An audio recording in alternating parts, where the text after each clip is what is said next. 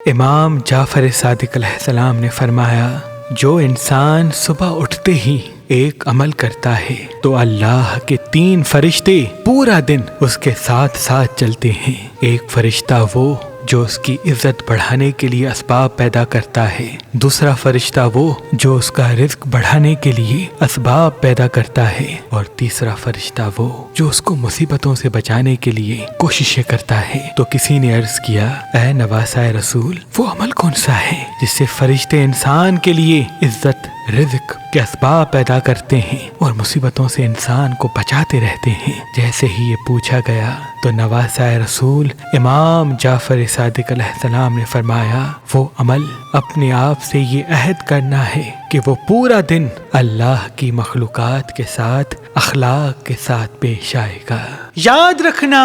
جو انسان پورا دن اخلاق سے دن بسر کرتا ہے، اللہ کی مخلوق سے مسکرا کے بات کرتا ہے، تو یہ عمل اللہ کو اتنا پسند ہے کہ اللہ اپنے رزق، عزت اور مصیبتوں سے بچانے والے فرشتوں کو حکم دیتا ہے کہ جاؤ، اس انسان کے چاروں طرف اسباب پیدا کرتے رہو، اس کی حفاظت کرتے رہو، اس کی عزت و شہرت و دولت میں اتنی برکت پیدا کر دو کہ میری تمام مخلوق اس کی تعریف کرتی رہے، اس کی تعریف کرتی رہے، اس کی تعریف کرتی رہے۔